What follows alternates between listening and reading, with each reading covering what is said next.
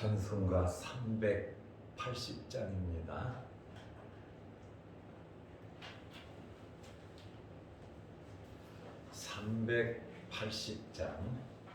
나의 생명 되신 주, 주님 앞에 나아갑니다.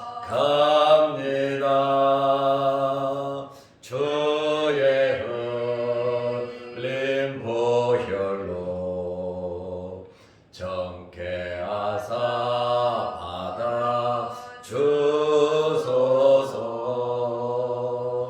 날마다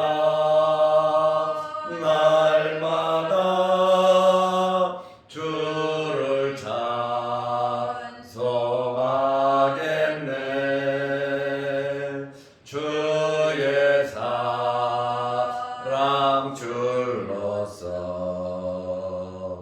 나를 굳게 잡아 매소서. 괴로운 세상 지낼 때 나를 인도하여 주소서. 주를 믿고 나가면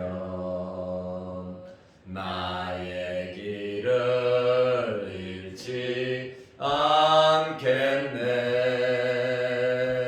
날마다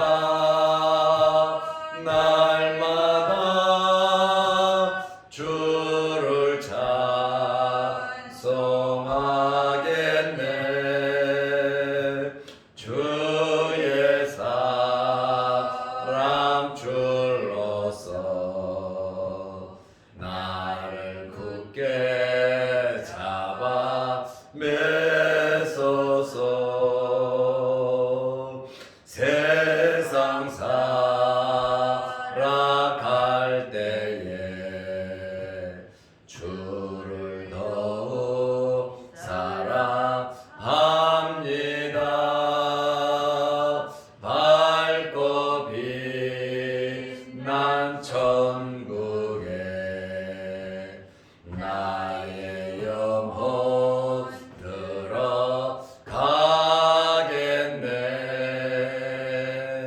날마다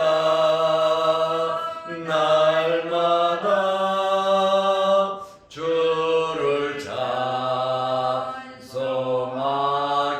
찬송하겠네. 주의 사랑 줄로서 나를 굳게 잡아 매소서.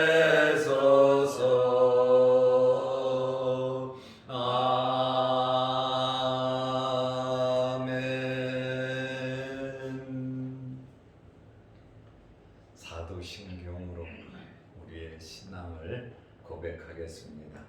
전능하사 천지를 만드신 하나님 아버지를 내가 믿사오며 그 외아들 우리 주 예수 그리스도를 믿사오니 이는 성령으로 잉태하사 동정녀 마리아에게 나시고 본디오 빌라도에게 고난을 받으사 십자가에 못 박혀 죽으시고 장사한 지 사흘 만에 죽은 자 가운데서 다시 살아나시며 하늘에 오르사 전능하신 하나님 우편에 앉아 계시다가 저리로서 산자와 죽은 자를 심판하러 오시리라.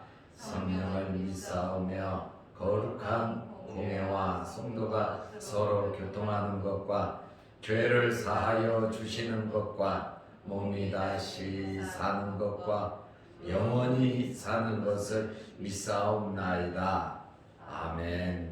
하나님의 말씀 디모데전서 1장 3절에서 11절 말씀까지 보겠습니다. 내가 마게도냐로 갈 때에 너를 권하여 에베소에 머물라 한 것은 어떤 사람들을 명하여 다른 교훈을 가르치지 말며 신하와 끝없는 족부에 몰두하지 말게 하려 함이라. 이런 것은 믿음 안에 있는 하나님의 경륜을 이룬보다 도리어 변론을 내는 것이라. 이 교훈의 목적은 청결한 마음과 선한 양심과 거짓이 없는 믿음에서 나오는 사람 이건을 사람들이 이에서 벗어나 헛된 말에 빠져 율법의 선생이 되려 하나 자기가 말하는 것이나 자기가 확정하는 것도 깨닫지 못하는도다. 그러나 율법은 사람이 그것을 적법하게만 쓰면 선한 것임을 우리는 아노라. 알 것은 이것이니 율법은 옳은 사람을 위하여 세운 것이 아니요 오직 불법한 자와 복종하지 아니하는 자와 경건하지 아니한 자와 죄인과 거룩하지 아니한 자와 망령된 자와 아버지를 죽이는 자와 어머니를 죽이는 자와 살인하는 자며 음행하는 자와 남색하는 자와 인신매매를 하는 자와 거짓말하는 자와 거짓 맹세하는 자와 기타 바른 교훈을 거스리는 자를 위함이니 이 교훈은 내게 맡기신 바 복되신 하나님의 영광의 복음을 따름이니라. 아멘. 11절 말씀까지 보았습니다. 사도 바울은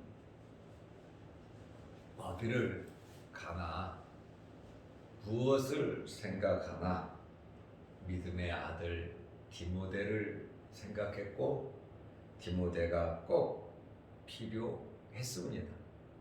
왜냐하면 디모데는 바울의 마음을 잘 알 뿐만 아니라 바울의 수족과 같은 사람이었습니다. 나이가 들수록 디모데에 대한 사랑이 바울에게 있어서는 깊어진 것 같습니다. 그런데 사도 바울이 어쩔 수 없이 디모데를 에베소 교회의 목회자로 보내게 된 데는 이유가 있었습니다. 왜냐하면 교회와 교인들을 살리기 위해서 에베소에 보낸 것입니다. 왜냐하면 이단으로 인해서 교회가 혼란스러웠습니다. 그리고 교회 내부에 문제가 있다 보니까 교회가 상처를 입고 또 복음이 변질되는 사도 바울에게 있어서 가장 중요한 것은 복음이거든요. 예수 그리스도의 십자가 외에는 알지 않기를 원했고 예수 그리스도의 십자가 외의 모든 것을 배설물로 여겼습니다. 그 정도로 사도 바울은 스펙이 대단한 사람이에요. 어디에 내놔도 그는 완전한 사람이라고 하잖아요. 나는 완전하다 그래요. 그러나 예수 그리스도를 만난 이후에는 자기의 완전한 것이 아무것도 아니다라는 거예요. 오직 예수 그리스도만을 위해서 예수 그리스도만 보였고 예수 그리스도만 전했습니다. 그런데 3년간 머무르면서 에베소 교회를 세웠는데 교회가 참 어렵잖아요. 항상 마귀들의 역사가 있고 또 내부적으로는 크고 작은 어려운 문제들이 있다라고 하는 말이에요. 그러나 특별히 예수 그리스도의 십자가의 복음이 변질되는 것은 막아야 된다는 거예요. 그래서 사도 바울도 내가 전한 이 복음 외에 다른 복음을 전하면 저주를 받을 거라 그랬거든요. 하늘에서 온 천사라 할지라도 어느 누구라도 예수 그리스도의 십자가 이 구속 외에 다른 것을 전하면 저주를 받는다 그랬어요. 자기 자신이라 할지라도 내가 교회를 세울 때에 내가 복음을 전하면서 예수 그리스도를 소개했는데 내가 소개한 예수 그리스도를 변하여 다른 복음을 전하면 내 자신도 저주를 받는다 그랬거든. 그만큼 복음을 사랑했고 복음을 위해서 죽은 사람이 사도 바울입니다. 그런데 교회가 복음에 변질되는 순수한 복음에서 이탈돼가는 그러한 모습을 볼 때 사도 바울은 견딜 수가 없었다는 거예요.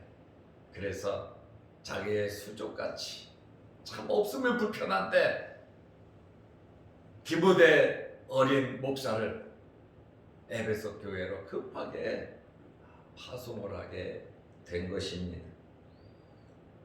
그때에 디모데는 굉장히 어린 또 경험도 없는 바울의 뒤를 쫓아다니다 보니까 자기가 직접 해보지 못했잖아요.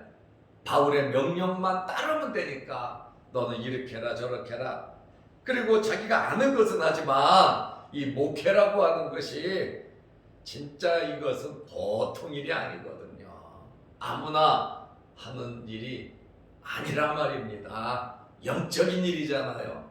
그렇다 보니까 디모데를 파송하고 또 에베소에서 목회하는 디모데에게 이렇게 저렇게 목회하는 거다 하면서 목회에 대한 노하우를 전수해 주는 것이 바로 디모데전서, 디모데후서, 그 다음에 디도 목사에게 전한 것이 디도서입니다. 비록 경험도 없고 나이도 어리지만 목회자로서의 권위를 가지고 영적인 그 힘을 가지고 목회를 하라고, 또 교인들에게는 주의 종을 존경하고 또 그의 지시를 따르라고 교인들에게 교훈하고 명령하는 그러한 내용을 보게 됩니다. 첫째로 디모데를 보내게 된 이유는 다른 교훈을 가르치지 못하게 하라는 거예요. 교회 안에서 다른 교훈을 가르치지 못하도록, 또 성도와 성도 간에 다른 교훈을 가르치지 못하도록 디모데를 급하게 보내서 목회하도록 했습니다. 디모데전서 1장 3절 4절 말씀에 보면 내가 마게도냐로 갈 때에 너를 권하여 에베소에 머물라 한 것은 왜 너를 에베소에 보내는 줄 아냐? 지금까지도 이 편지를 쓸 때에도 에베소에 머물고 있단 말입니다. 어떤 사람들을 명하여 다른 교훈을 가르치지 말며, 여기 어떤 사람들을 명하여 누군지 분명하게 지목을 해서 말한 겁니다. 교회 안에 다른 교훈을 가르치는 사람 누구 확실하게 찍어서 말을 하는 거예요. 그런데 그 사람들의 이름을 기록하지 않은 것이죠. 디모데는 알고 있어요. 그리고 교회 안에 문제를 일으키는 사람이 누군지 교인들도 알고 있어요. 그런데 그 사람의 명예가 있기 때문에, 또 그 사람에게 평생 이게 회개하고 돌아오면 괜찮은데 그렇지 않을 경우에는 상처가, 교회의 상처가 될 수 있기 때문에 사도 바울이 어떤 사람들을 명하여 다른 교훈을 가르치지 말며 못 가르치게 해라 하면서 그 사람을 존중하는 거예요. 아직 이 사람에게 대해서 이름을 말하지 않은 것은 기회가 있다는 것이죠. 대만은 세상을 사랑하여 나를 떠났다, 이렇게 하나님의 심판받기를 원한다, 사탄에게 내줬다 하면서 그의 이름이 기록된 사람들이 있어요.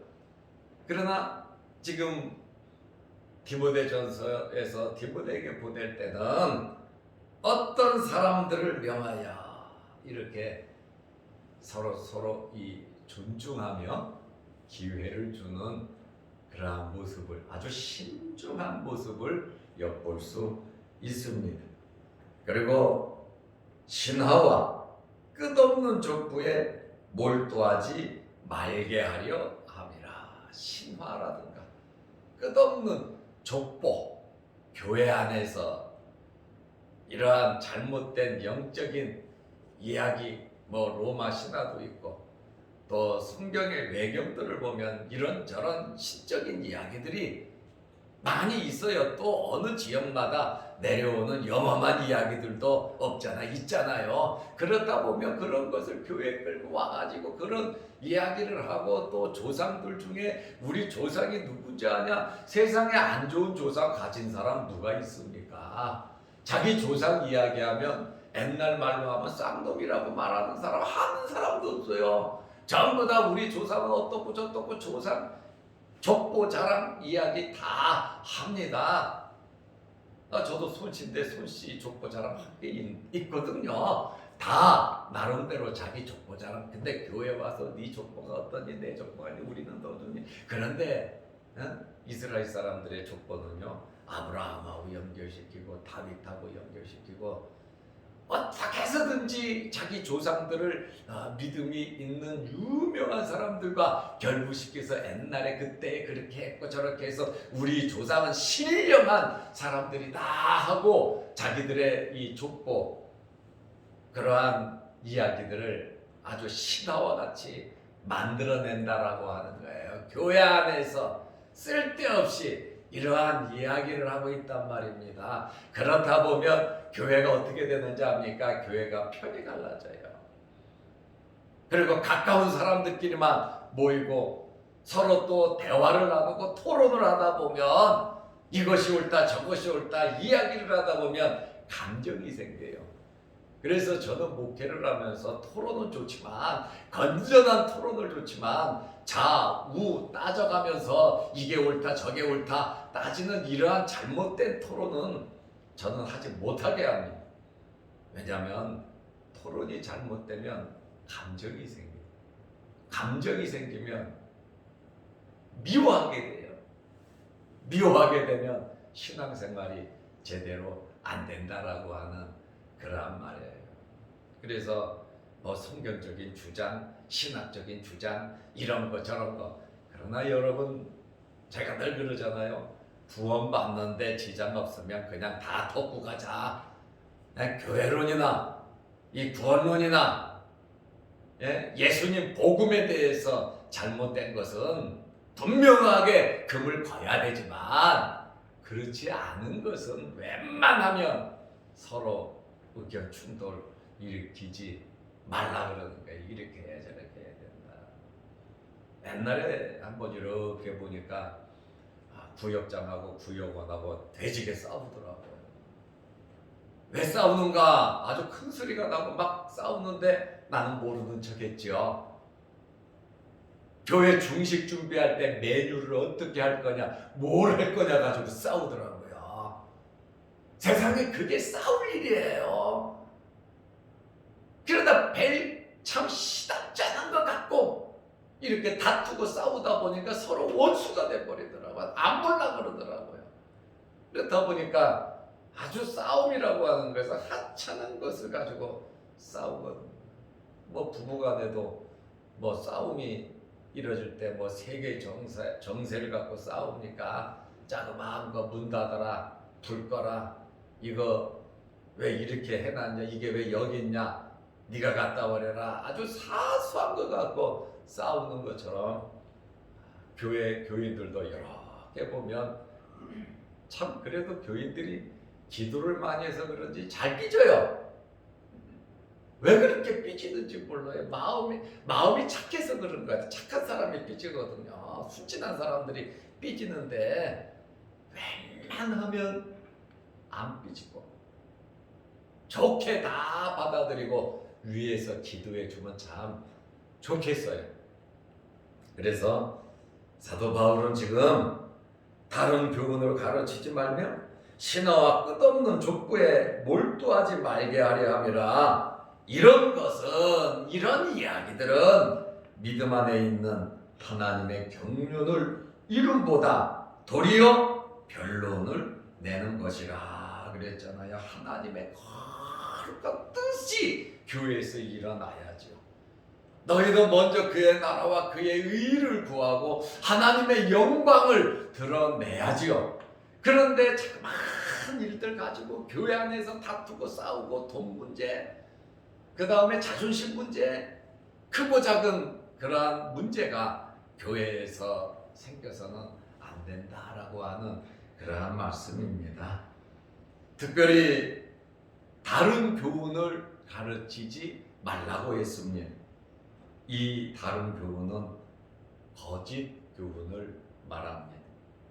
정통으로 믿는 신앙과 다른가? 다시 말하면 구원 문제가 다르다는 거예요. 기독론이 다르다는 거예요. 교회론이 다르다는 거예요. 다시 말하면 이 복음이 다른 복음을 갖고 들어왔다라고 하는 그러한 말씀, 다시 말하면 이단 사상을 의미하는 것입니다. 교회 안에는 많은 사람들이 있잖아요. 잘못된 신앙을 접촉해서 그 잘못된 것을 자기가 배워가지고 교인들에게 공개적으로 말하지 못하고 내가 가장 가까운 사람들에게만 이야기해서 여기저기 가보자 하는 그것은 거의 99.9%가 문제가 있습니다. 그리고 떳떳한 것은 담임 목사에게 말을 할 수 있고 또 장로님들에게 말을 할 수 있어야 합니다. 그런데 몰래 숨어서 여기 가면 은혜 받는다, 여기 가면 문제가 해결된다, 여기 가면 특별한 데다, 기도 한 번 받으면 무슨 문제든지 해결이 된다. 이것은 문제가 있다라고 하는 것이에요. 그래서 교회는 공식적으로 모든 일들이 이루어져 가야 된다라고 하는 그러한 말씀입니다. 특별히 교회에서 제일 친한 사람, 내가 잘 아는 사람, 또 비밀을 지켜주는 사람, 이거 비밀이야, 비밀을 말하는 그것은 거의 잘못됐다라고 하는 말씀입니다. 그래서 여기 에베소 교회도 문제가 교회 안에 잘못된 복음을 가지고 다른 교훈을 가지고 사람들을 접촉하면서 내 사람을 만들어 가는 거예요. 내 사람을 만들어 가다 보니까 교회 안에 혼동이 이루어지더라 그 말이에요. 그래서 교회에서 또 누구에게든지 정통적인 교회도 아니고 소속돼 있지도 않고 목사의 족보도 모르고 희한한데 비밀리에 모여서 공개적이지 아닌 데는 웬만하면 접촉 안 하는 것이 좋다라고 하는 그러한 말씀입니다. 그리고 끝없는 신하와 족보에 몰두하면 안 된다라고 하는 그 사실을 디모데 목사에게 바울이 권면을 하고 있습니다. 두 번째로 바른 교훈은 무엇입니까?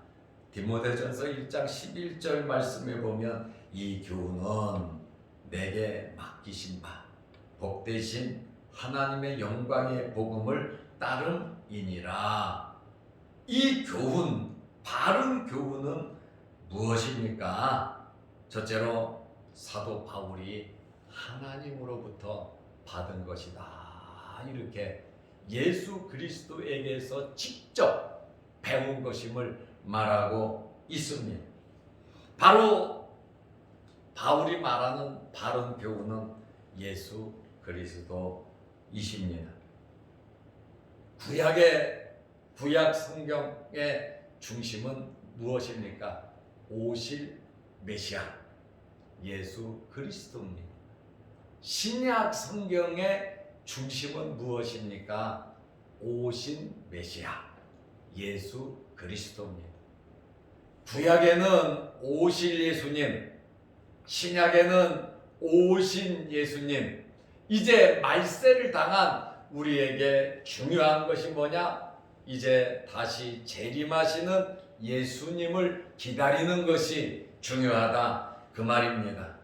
인류 역사는 지금 어디를 향해서 다름질쳐 가느냐? 예수 그리스도의 재림에 모든 초점이 맞추어지고 있습니다. 정치, 경제, 문화, 사회, 모든 국가, 모든 영역이 어디에 집중이 되느냐? 보십시오. 예수 그리스도에게 집중이 되고 있습니다. 아니다 그래도 어쩔 수 없어요. 세상의 역사는 예수 그리스도의 재림에 초점이 맞추어져 있는 것입니다. 예수 그리스도를 통한 이 비밀, 예수 그리스도를 통한 이 비밀은 무엇입니까? 골로새서 1장 26절 27절 말씀해 보면 이 비밀은 만세와 만대로부터 감추어졌던 것인데, 이 비밀, 이 하나님의 그 깊은 비밀이 있었는데 이 비밀이 만세와 만대로부터 감추어져 있었단 말입니다. 이제는 하나님의 그 감추었던 그 비밀이 성도들에게 나타났고, 하나님께서 그들로 하여금 이 비밀을 알게 하셨는데, 이 비밀이 뭐냐? 너희 안에 계신 그리스도니 곧 영광의 소망이니라. 하나님의 그 거룩한 비밀은 예수 그리스도란 말입니다. 이 영원한 성부 하나님의 이 놀라운 감추어졌던 구원 계획, 예수 그리스도. 이 하나님의 그 감추었던 놀라운 그 구원 계획이 성자 예수 그리스도께서 이 땅에 오셔서 죄의 모든 문제를 해결해 버린 거예요. 죄 때문에 구원받지 못하잖아요. 죄 때문에 하나님께 나아갈 수 없잖아요. 율법을 이루고 죄의 문제를 해결하기 위해서 예수님께서 십자가에 달리셔서 구원을, 죄의 문제를 해결하셨어요. 성령 하나님께서 오셔서 그 구원을 적용하셔서 우리가 중생하고 거듭나고 예수를 믿고 구원받은 겁니다. 사도 바울이 말하는 자기가 하나님으로부터 받은 그 놀라운 영광스러운 복음이 뭐냐? 바로 예수 그리스도라는 거예요. 예수 그리스도가 뭐냐? 바른 교훈이라는 거예요. 그래서 다른 교훈과 바른 교훈과 분명하게 바울이 선을 긋고 이야기를 하고 있습니다. 그리고 두 번째로 사도로 부름받은 목적이 뭐냐? 하나님께서 왜 우리를 불렀냐? 왜 예수 믿게 했냐? 그 구원 계획을 왜 알게 하셨냐? 그것은 우리로 하여금 복음을 전하라는 겁니다.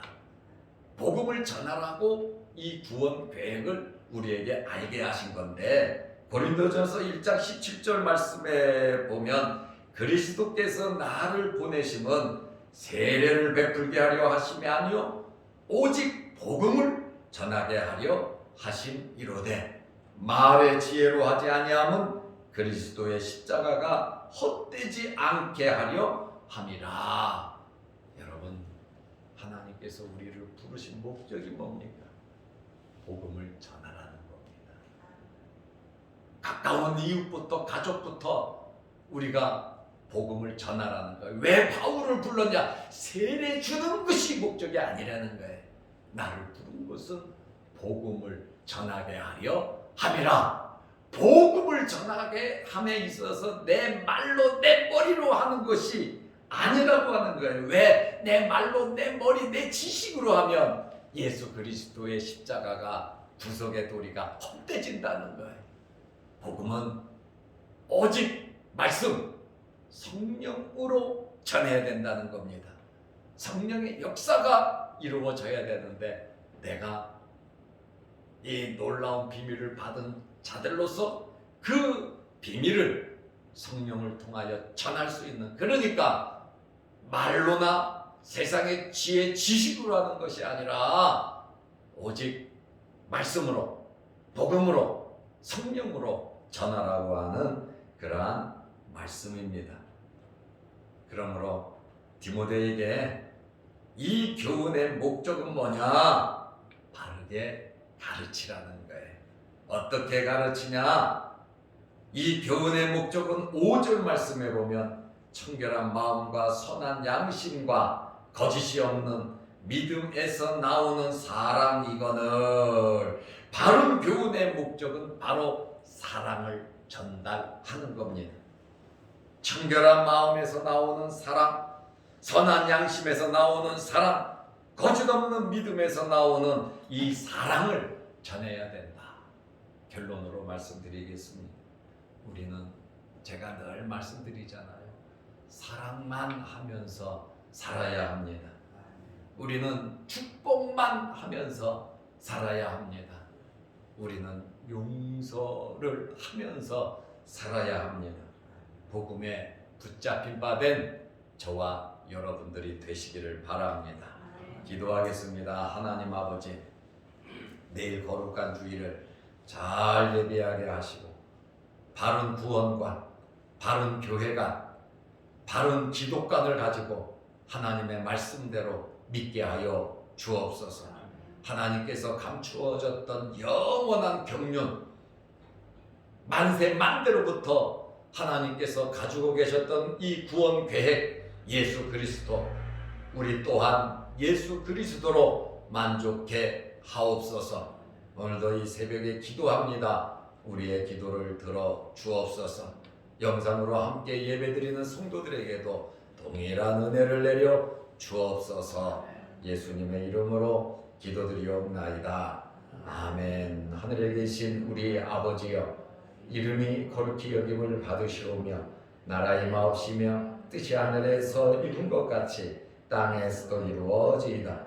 오늘날 우리에게 일용할 양식을 주옵시고 우리가 우리에게 죄 지은 자를 사하여 준 것 같이 우리 죄를 사하여 주옵시고 우리를 시험에 들게 하지 마옵시고 다만 악에서 구하옵소서.